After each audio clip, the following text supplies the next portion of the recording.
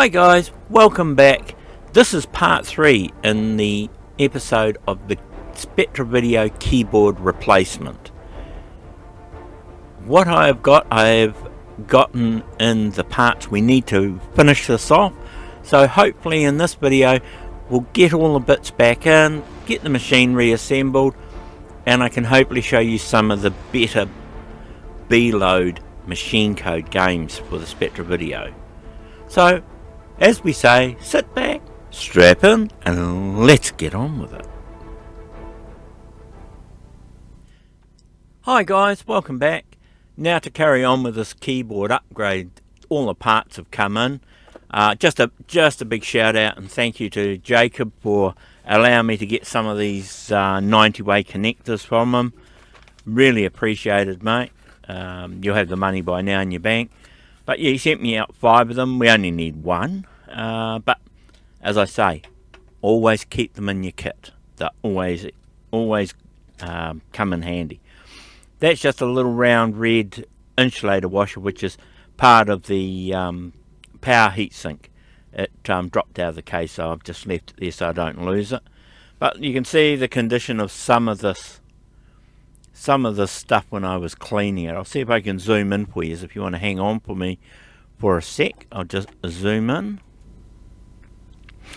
Okay guys, so there we go. So as you can see, like, some of these are really dirty.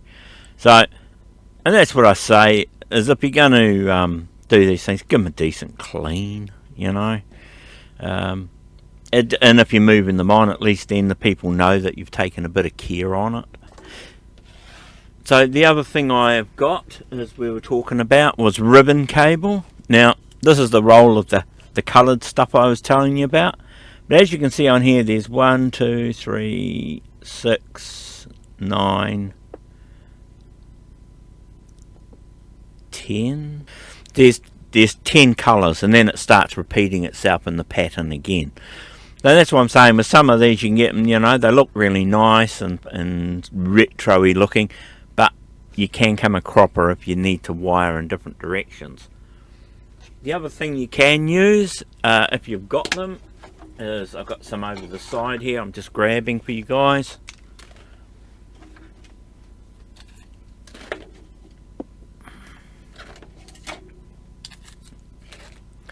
And these are the old.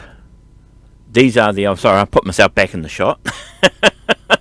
But I turn myself back on.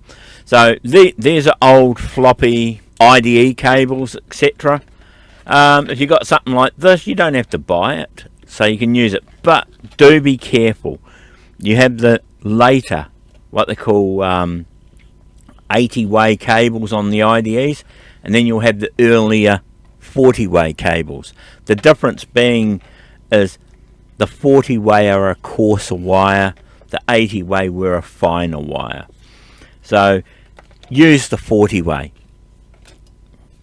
So I mean, you can go through and you get these things. What I like to do, the IDE cables are not a big issue, but the floppy cables I hang on to, because you get like these ones where they've got the twist in them. Some of the old machines need the twist, and some of these cables are really long.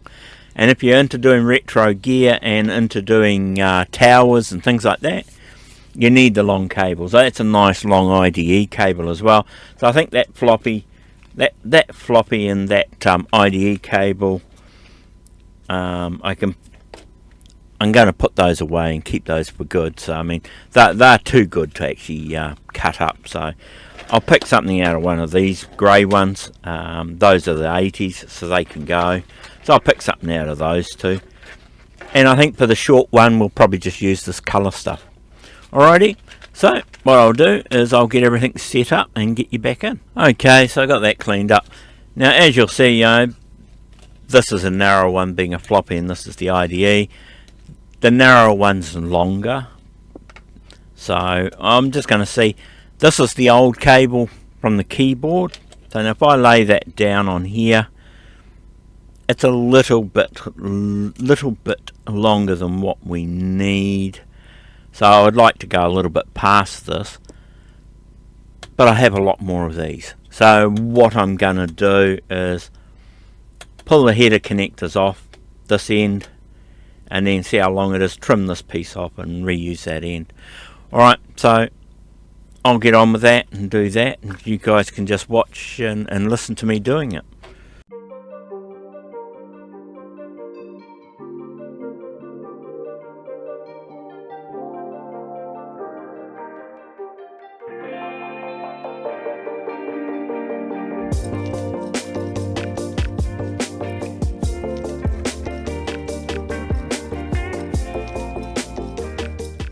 Okay, so there we have it. So you can see I've gotten the two header connectors off it. It's a bit of a grubby cable, so I'll probably give that a bit of a clean.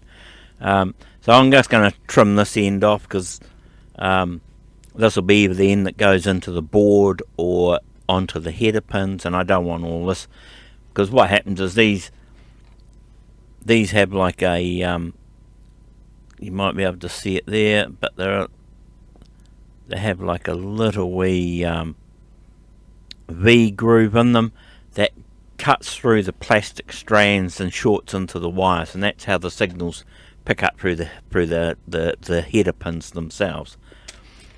So a lot of these, you can get these off without losing all the pins out of them, like I have there. 9 times out of 10 it's these back pieces, the little clips on the ends that break on them, so I generally hang on to those. These you can still buy them. There's lots of them around. There are starting to get a few which don't have the little locator on them, so I mean, it's up to you whether you keep them or not. I don't need to. I've got plenty of that sort of stuff. So, but these end pieces I will keep. So what I will now do is, this is the side that, as you can see on some of them, this one has a red stripe. This one here is a little harder to see, but if you do have a close look, it has like a dotted red line down the side. So now that we've got this, so what I can do is put the piece of wire up against here, and see we have that little bit extra at the end here. So that'll be, I think, more than enough for us to solder into the board and to put it onto the header, because the header will make it a little bit longer. So sorry about that. So yeah, so that'll make the header will be a little bit longer, which is probably all we need. So I think, yeah, if we take it off across here where the pins are, because we get a little bit of real estate from when we're taking the headers off, so the header pins off. So I think that should do us. As I say, that we probably could use it, but I'm thinking no, we might stick that aside, and we'll use some of this with a little wee short one. Alright, so what I will do is I will get something to cut this with. I'll give it a clean first, and then I'll come back to you, okay?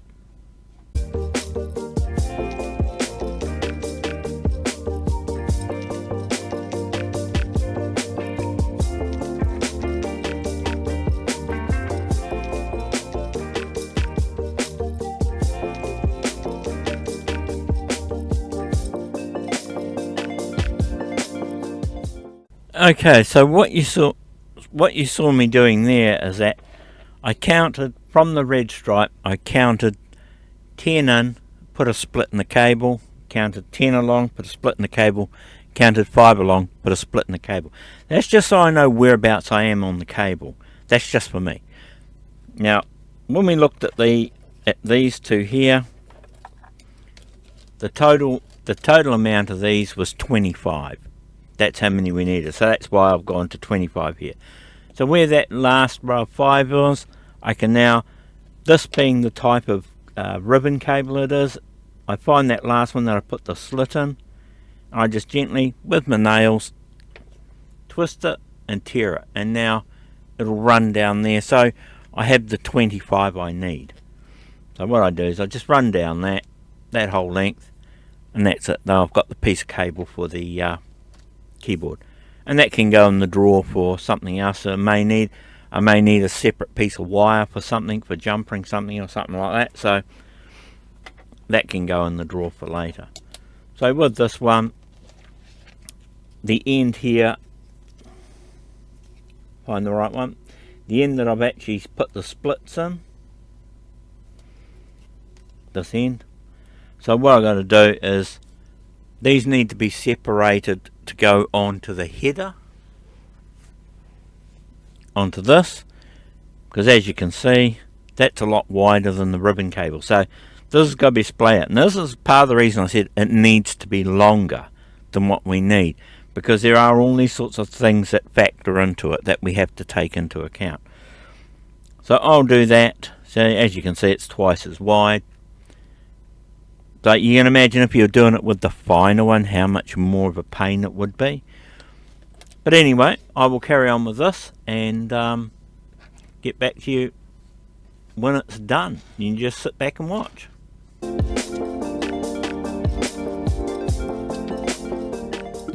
Sorry guys, I keep forgetting to turn, because it's so new to me, I keep forgetting to turn the camera on. But here you are, you got it back again now.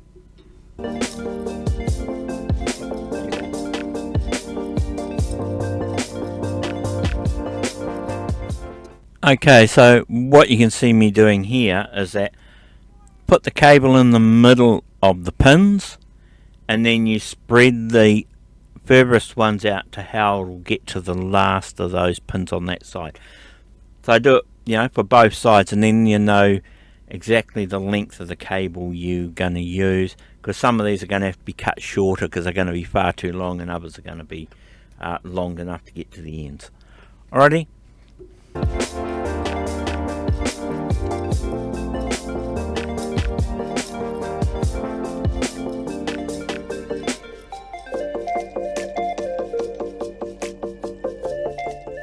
Right, okay, as you can see, I've got them all separated now.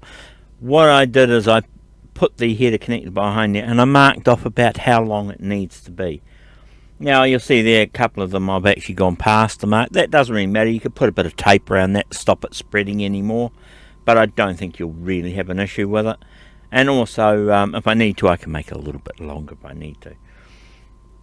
So what you then will need to do is, with your header again, just make sure it's going to be in the right place to get to each of your pins. So I mean, that should be fine. That should be fine. That'll reach there, and then these can be cut down as we go. What you can do, if you like, you can do it from the short ones out to the wide ones. I generally just like to start from one end and work my way in. I don't bother heat shrinking these, because what I'm going to do is, when I've finished, is I'll actually coat this whole back piece in hot glue. So that way it just stops all these breaking, and yeah, it just makes it a lot more stable. Alrighty, so I will carry on with getting these ready and get back to you.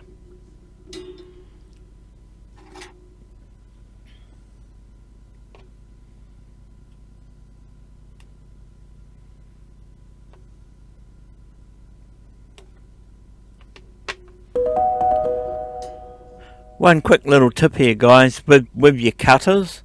Now when you get some of these cutters, you notice, see how they are tapered? A lot of people try and get them cut and pull from the front of the blade, from that side. They try and pull it. Just a tip, a better way is you reverse them around. Just try it, reverse it around, put it on, gentle piece of pressure, and pop.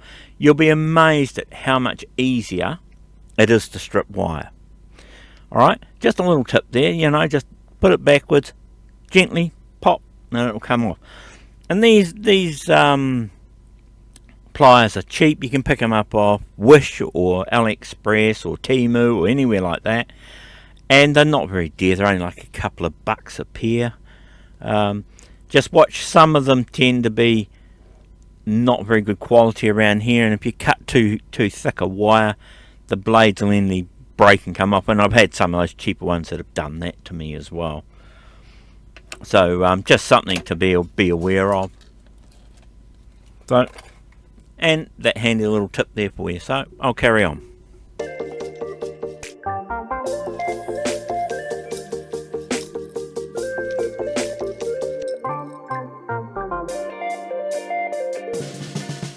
And as you can see there, quite quickly, by having that size tip and the temperature at about 380, it tins those very quickly.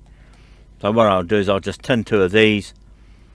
I will put these 2 on, and then what I'll do is I'll actually pause the video and do the rest of it, because otherwise it's going to take you a while. Even at maybe 10 times, 16 times speed, it'll take a while for this to go through by the time I've done all these. So I'll just pause it and carry on when I get down to the last one. Okay.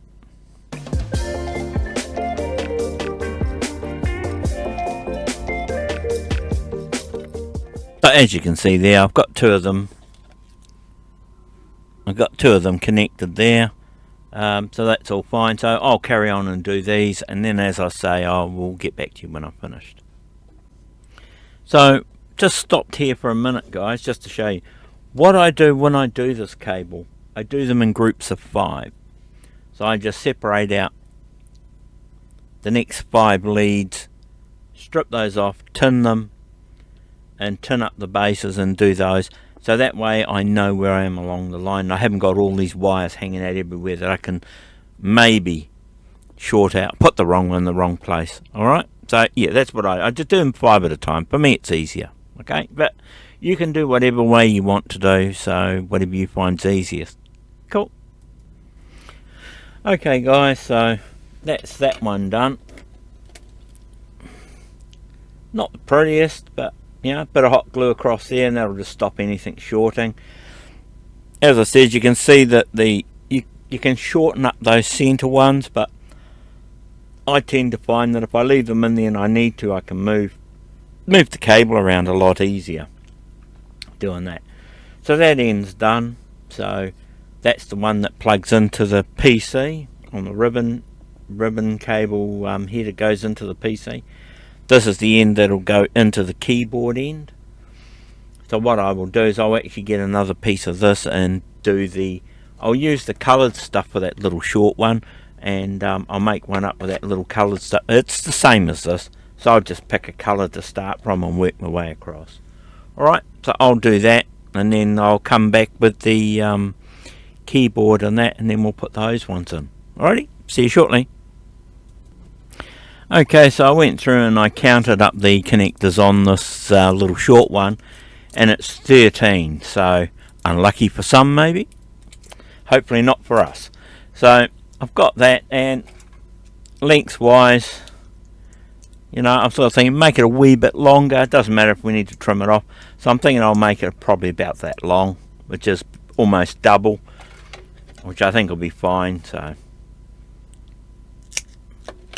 and that's it. And as I was saying, you know, this is a lot better than this stuff. Is so hard to bend. As you can see, this is quite flexible, whereas this stuff is just hard and not very nice. But also, as you can see, it's a lot finer. So let's carry on. Okay, so I've splayed those out. I'm not quite sure how wide I need it. I mean, we need 13, so I think that would probably be right. So what we're going to do is I got one of the new header strips here. These one of the 40 pin way single header strips. So go through and count out 13, but we have to cut it on the 14th one, because remember, we've got to cut through this. So you cut through where one of the pins are, and you don't actually have a problem with the end with the pin falling out. So 1, 2, 3, 4, 5, 6, 7, 8, 9, 10, 11, 12, 13. 1, 2, 3, 4, 5, 6, 7, 8, 9, 10, 11, 12, 13, and that one will be 14. So with a marker, I usually just mark the one that I've got to cut. Just makes it a bit easier to remember later on. You come back to it and you go, which one was it again? You got to cut it, count them all. So what I do is I generally, with a razor blade, just get this is a single side razor blade. I get it, I sit the blade over the pin where it's got to be cut through, and I just gently push down on it and then score it across, and then turn it over and do it to the opposite side. Just that pin there.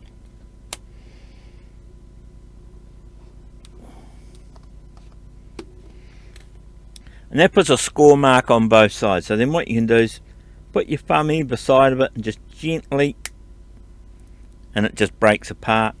And as I'm saying, that's the pin you sacrifice. That's one of the pins you sacrifice to get your plastic connector. So, and then what that does is it means that this is in here. It's not going to fall out the side. If you want to, you can use your blade and trim up the gap that's left. Sometimes I do, sometimes I don't. But for this we will. Just go down the side with your blade and just trim up the excess plastic that you don't need. Don't cut too far into it, because if you do, you'll end up cutting the plastic that's holding that other pin in, and that is not what you want to do. So there we go, we got our 13. That's another pin we can put out the way, and that's the spare bit, so that goes back into our container and gets put away for another day. So what I'll do, this is the same as the other one. Take the ends off, tin the ends of those, and just solder them on one by one as did with the other one. So I'll carry on and do that and get back to you when I'm finished. Cool. Alright, so that one's done. So we've got both of these cables made up now. They look all okay. The connections look like they're all on there solid. So what we need to do is get these other ends ready and get the boards ready and stick them in the board. So what I'll do is I'll clean all this board up first and move the stuff out the way and get those other boards back, and then we'll look at starting on that. So I'll catch you in a sec. Just one quick note, if you're taking these out and all these little connectors come out and you don't know what to do with them, you don't have to throw them away. You put them into a container. They're all gold plated. So you get enough of those and you take it to the gold reclamation places, or the places that do the e-waste and that. You get a little bit of money for them. So chuck them in a jar or a container or something and fill it all up, and when you've got a reasonable amount, take it there. You'll be quite surprised at how much you'll get out of it. Alrighty? Alright, so I'll get these other bits. So this is our keyboard. So we've got to remember that this is the top, this is the bottom, this is what sits underneath, and this is the one that'll be going in here. So all we have to do is make a decision on which side we want the red stripe on. So I might as well just go, since this is underneath, I'll go pin ones on the outer side here. So what I'll do is I'll just get a marker, and what I'll do is I'll put a dot down here so I know that that's going to be pin 1 down that side. Alright, and so when I go to put it on the motherboard, because it's pin for pin, it doesn't really matter which way around the header goes on, so long as it's pointing in the right direction. I just need to make sure I know that I have this the right way around. So but I'll get that one on, and then of course similar to that one when we get round to it. So I'll get this all sorted. It's same as this sort of thing, splay them all out, and then basically what you can do is tin them all, pop them all through the holes, turn it over and solder the whole lot, or you can do them in groups of so many if you want to, the same as what I did with this. So that's totally up to you which way you want to do it. But I'll probably do as I normally do. I do it in about groups of 5, so it's more manageable for me. Alrighty, so I'll get along and do this, and then we'll be back just before I go to stick it all in. Okay, so I've zoomed out a little bit for you. What I've done here is I've tinned up 5 leads as I normally do. I've broken these into groups of 5. Now I put the first one through that side, poke the pin through, bent it over, and I've just soldered it on the board here. You can try and put 4 or 5 through at a time, but I find that it becomes more of a mess than anything else. So one by one as you go along. It takes a little bit longer, but you make a neater job of it. Okay, see you shortly. Okay, as you can see there's the first 5 that I've soldered in. They're in here. I have found that this bloody hot melt glue come back to haunt me. It's as I heat the board up to solder, it's bloody melting and it's dropping into the hole. So what I've done, I've just grabbed a push pin. You know, you call them push pins or drawing pins or whatever you want to call them. Find these ones with the little plastic heads on them. I bet you can grab them. And I just go in there and I just pick it out of the hole to clean it out. Then I can put the wire in So, because if you're not gone along and it can't fit through because there's the glue's melted back into it, okay? So just be mindful of that. So we'll carry on. There we go. I did have a couple of issues with the cable. That's the problem when you're using second-hand stuff, is that the wires must have been fractured part the way through, and because when I tried to strip it, it broke a little bit. But we're still way longer than what we need to be. So now what I will do is I'll start on the other one. I've got to find my hot glue gun so I can actually hot glue these pieces together. I think for now we should be fine. So yeah.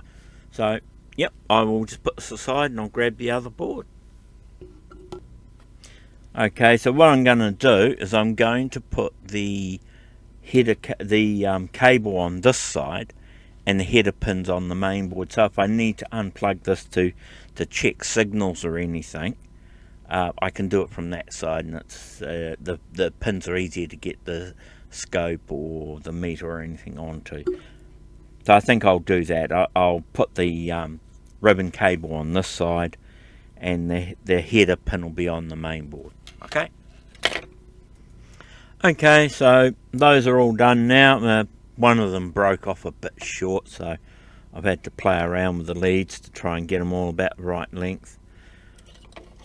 So what I can do now is just basically go along, put them in one for one, solder them along the back there. You can try putting in multiple at a time. I generally find that one at a time is easier and less stressful to do. So I'll start from, and you can pick any colour. Some people might turn around and say, oh, why don't you use red for R and green for G and blue for B? And I just leave it in one strip and do it, you know. So I couldn't be bothered trying to remember what wires go and where. Just from 1 to 13, that's all I'm worried about. Alrighty, so I'll do all this and you'll be back when I've got it on. Okay, so I've got that on, guys, so that's all soldered in there now. Had an issue with that yellow lead again. It broke on me when I was putting it in.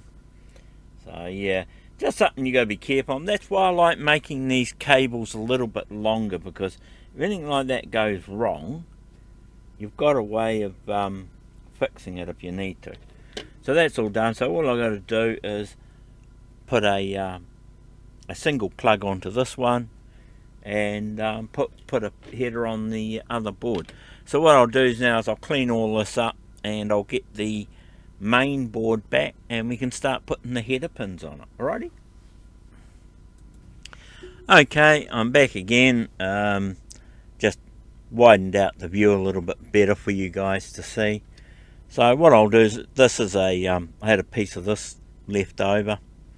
It may be the extra 25 pins for the other one that I used on the ribbon cable.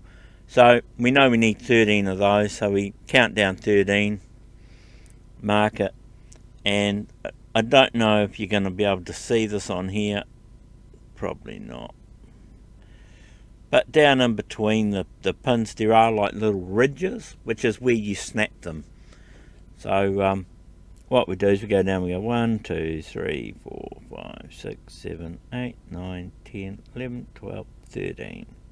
So that one is 13. I'll just double check. 1, 2, 3, 4, 5, 6, 7, 8, 9, 10, 11, 12, 13. Yep.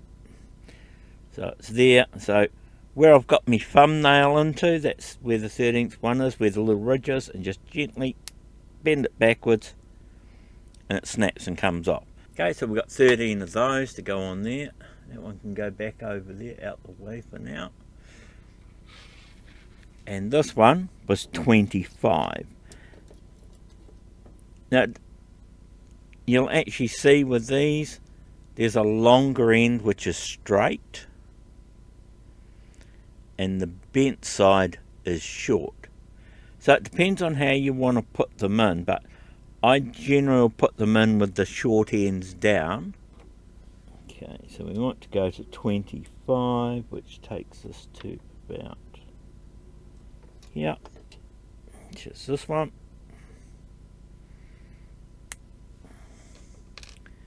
Break that off, and then that should give us 25. So that'll fit in there fine. So okay. Now this one, but I'm going to have to point these forward. This one, they put the row of resistors up against where this connector goes on. Some of them have them like this, some of them don't. If they don't, you can actually point it backwards, which makes it a lot easier. But what I'll do is I'll mount it pointing forward. The thing is you can actually gently just bend these up a little bit once they're soldered in to get it a bit more of an angle coming up. So I'll do that. So I'll put that one in and that one in. And this one's the same as over this other side here. You just line up the holes and it should just pop straight down into it.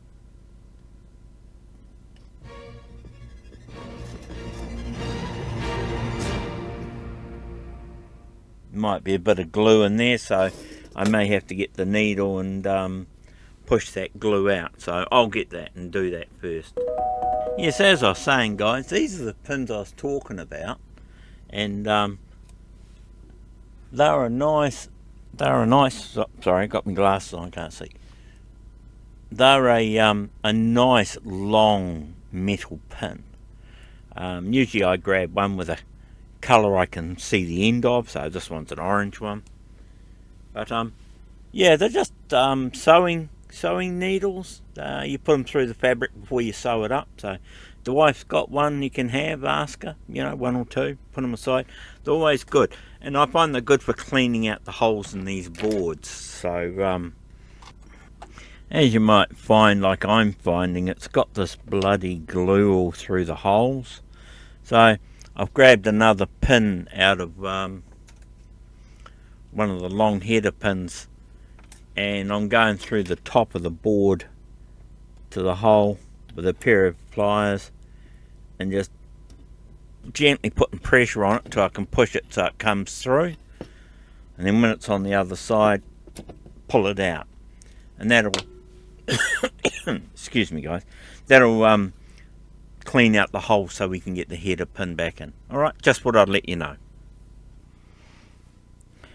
Well, that was a lot harder than I remember it used to being.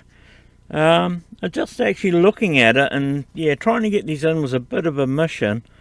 And I'm wondering if the holes are either a bit smaller, or the pins nowadays that they use are a little bit bigger. So yeah, but we got them there in the end. It just took a little bit of massaging to get it in, but it's in there. So what we'll do is we'll go through and we'll solder these two header pins in, and then this front one I'm going to just get something flat under it and just gently pry it up so it sits up a little bit more. Alright, so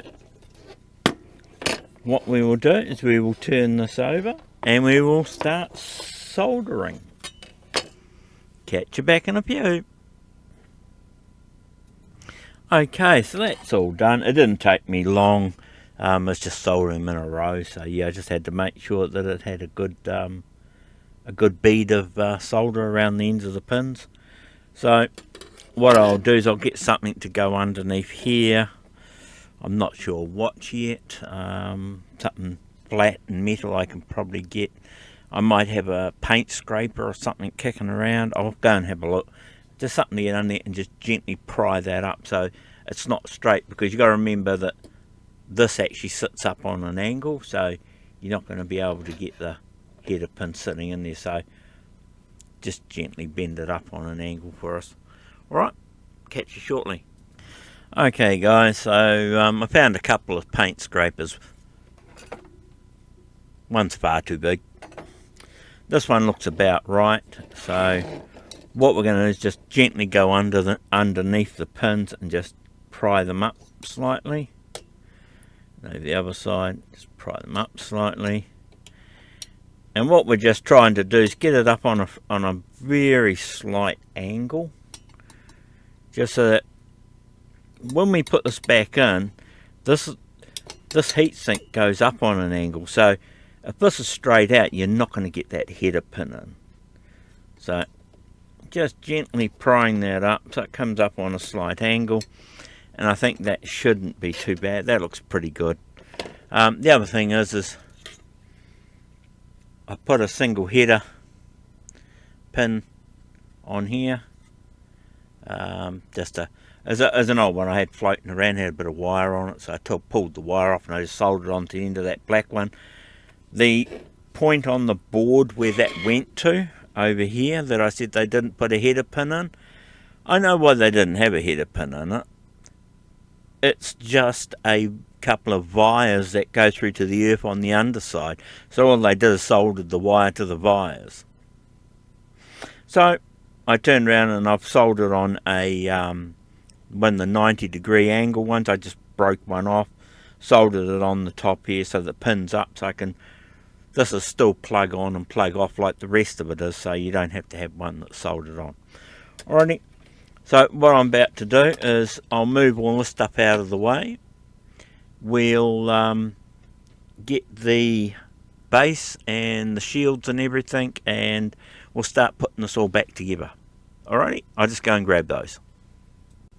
Okay guys, so we've got the base here, so pop the shield out, and then what we've got to do is we've got to pop the base into the shield.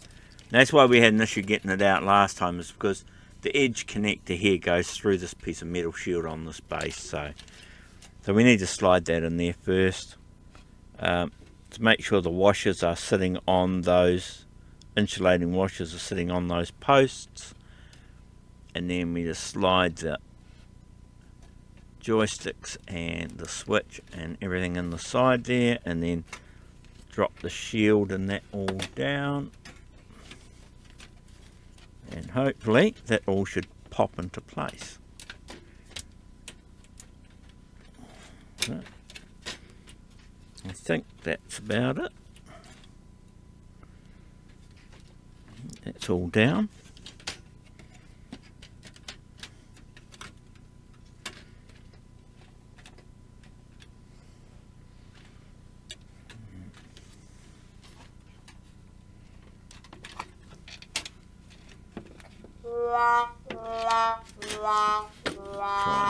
Take two.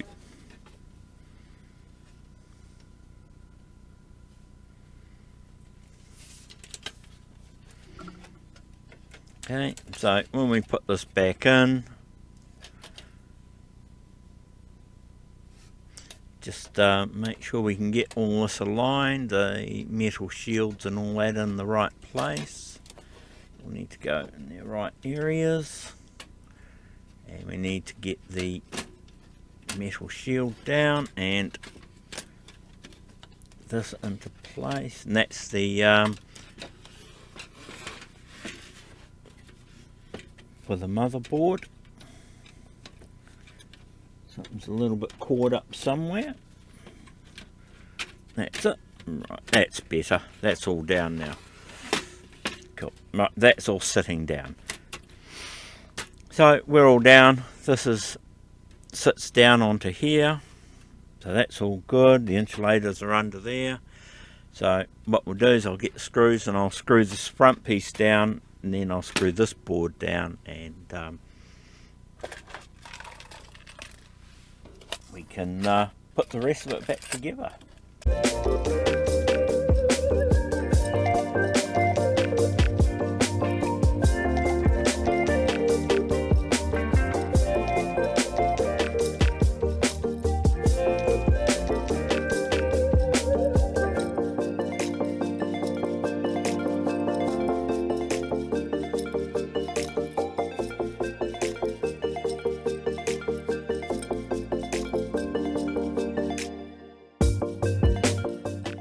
And as you can see, once it's like this, it's easy to take it apart and put it back together if you need to. So that piece is all back together and done. So all I need to do now is do the same to the keyboard. So hang on a sec, I'll move this out the way and we'll get onto the keyboard. Okay, so we're going to put this back together. Look for the alignment holes on it, so you should be able to find it. But knowing this, I mean, that's the space bar. Very long one is the space bar, so I know which way around we're going. So you come down and you just got to look for where the actual little round alignment holes are. A good thing is if you can have it sitting up off something, so you can then turn around and lie everything down. I'll see if I can find... I just grabbed those two boxes I usually use. Okay, I'm back. So yeah, I've just got these two boxes that I use, the Weller heater element boxes I've got. So there's a couple of spare old elements I have there for my old Weller. So just gently pad it down just so that all the keycaps are all in, and just make sure that that the rubber is sitting where you just see the little round plastic things popping through around here. They just pop through the rubber. Just make sure they're all sitting on there. So okay, everything seems to be sitting nicely there, and that bottom is, let's go, oh, that goes down here. Let's make sure we didn't knock that out. So the LEDs go in, and you see when it's lining up properly, that'll sit down there nicely. So that'll actually sit in there really nicely when it's lined up properly. So that's okay, that's all down. So yeah, I think we're all good there. Just get the screws and put it back together.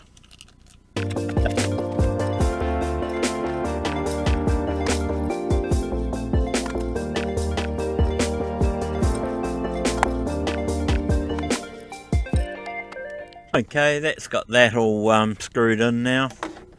That's all on there nice and tight.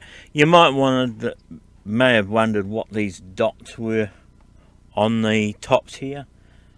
I put them next to where the screw holes are, because there are so many holes in this board, it's quite easy to get it wrong and put a screw in the wrong hole. So what I do is, before I take them out, I go around and I mark each of the holes so I know which ones the screws go back into. So now what we can do is move all this up out of the way. The screws for the main board, and what we can do is we can screw this back into the top and then put the whole unit back together. So I'll just move these out the way. We don't need the boxes anymore. I'll grab the top. Here we have the top. Now, did I give that a clean? I think I did. So space bar goes down.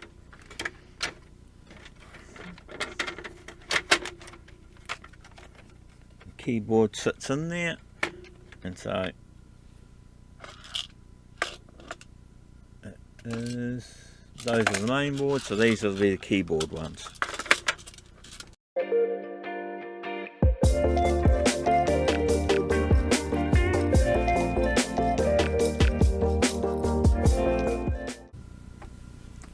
Okay, so we're all finished putting all this back together now. Sorry, I'll just move the mic into shot so I can talk to you guys and you can hear me. So that's all back together and done. The base is all done, so the only thing really left to do is to put the two together and see if it works. So let me just sit this up here out the way for now, and we'll grab the base. We have our base, and let's see if the keyboard will plug in. Sorry if I'm knocking the mic there, guys. Out, eyes.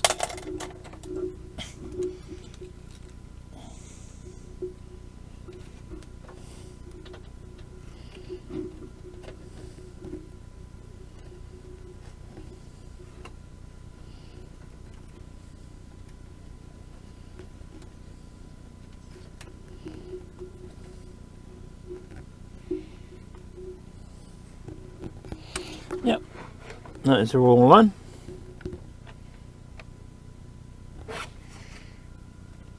Okay, that gently will sit down, fold backwards. There we go, and that sits on there quite nicely now.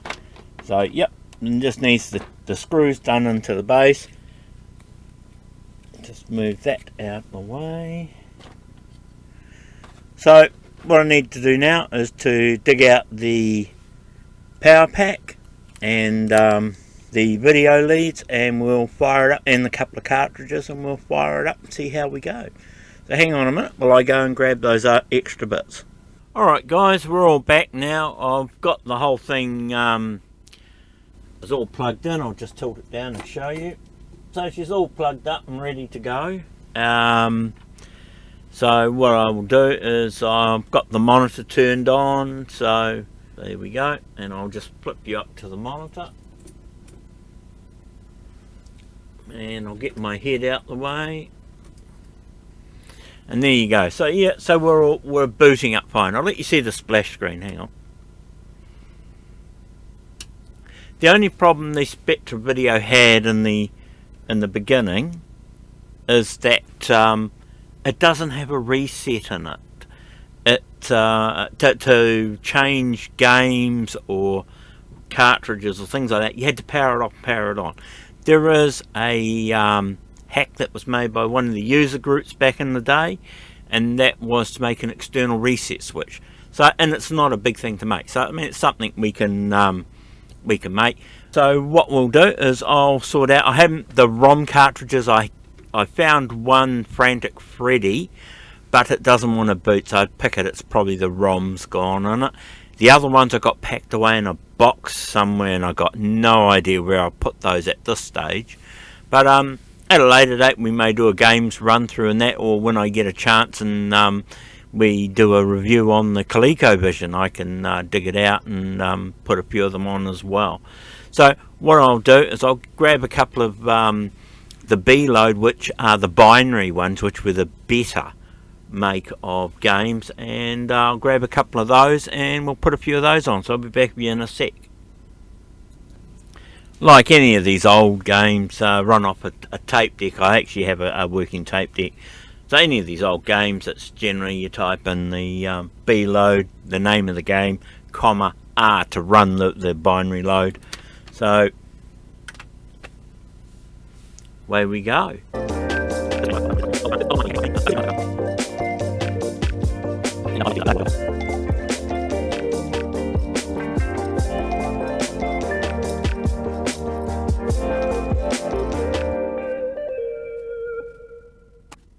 So what I'll do is I'll just put it on practice mode, number one player.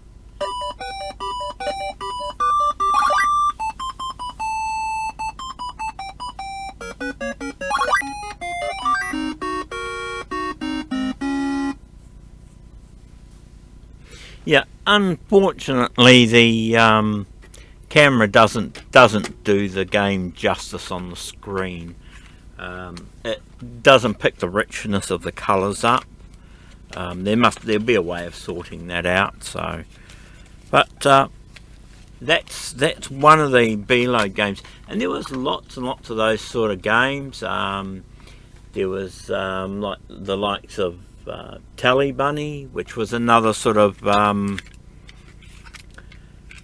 Pac-Man clone where you were a rabbit jumping around a maze. There's a lot of these games have been Facebook and YouTube. If you want to see what some of the games look like, you go to a site called Electric Adventures, which is run by a good mate of mine, Tony Cruz. He does a lot of MSX and Spectra video reviews of the games, and you'll see a lot of these games on his website. So these are just a few I'm sort of dragging out for you guys so you can have a look at, okay?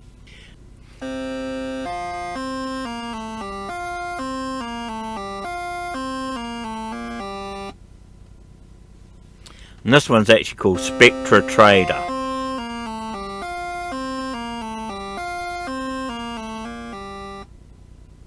You may notice this one. It is a quite common game that was made for a lot of the machines back then. A trading game where you're out in space and you trade radars and satellites and machinery, and you buy and sell goods, and you go to planets and buy and sell stuff and that sort of thing. So and that's it's a basic text-based game. So that's another one. So we just do that, and then it says push play on tape. And this one's called Gravedigger.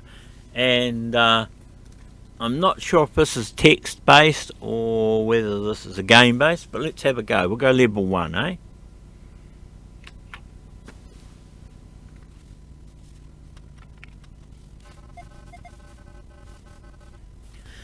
Okay, so as you can see, the graphics on this is not as good as the B-load games. That's because this is a basic game, so it's having to do a lot more with a lot less memory once it's loaded.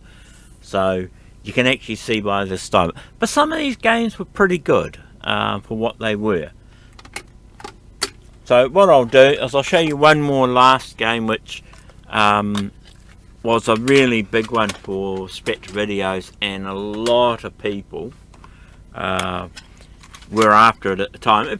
Okay, so this one is a commercially made C-load game, and what they did is they had a loader, and then the loader loaded in the binary, and the way they got round the problems of the generic basic games is they loaded the graphics directly into video memory, and this is what you can see coming up on the screen, and it goes through this cycle a couple of times.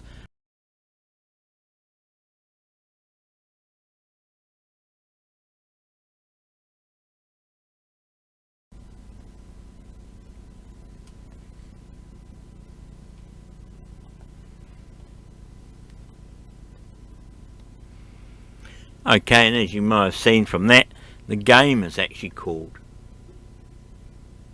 Spectron, and there was a few different versions brought out for a few different systems that they made. So that's the one I'm just about to show you this time. So we'll go into skill 1, player 1.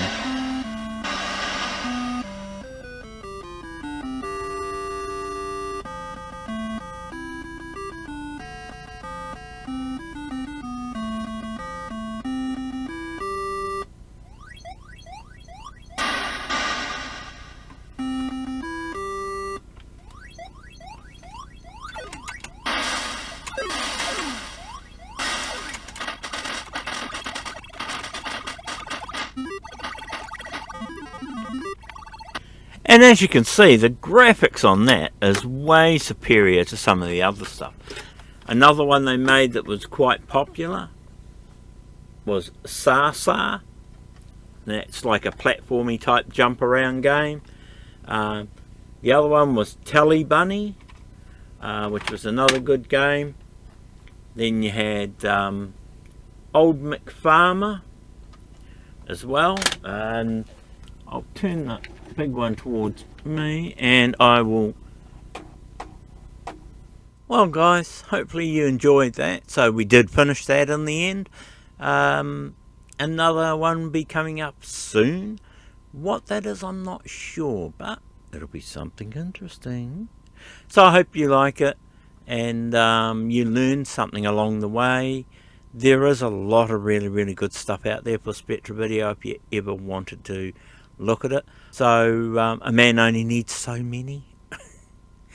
Anyway, have a good one and we'll catch you on the next video, eh? Ciao.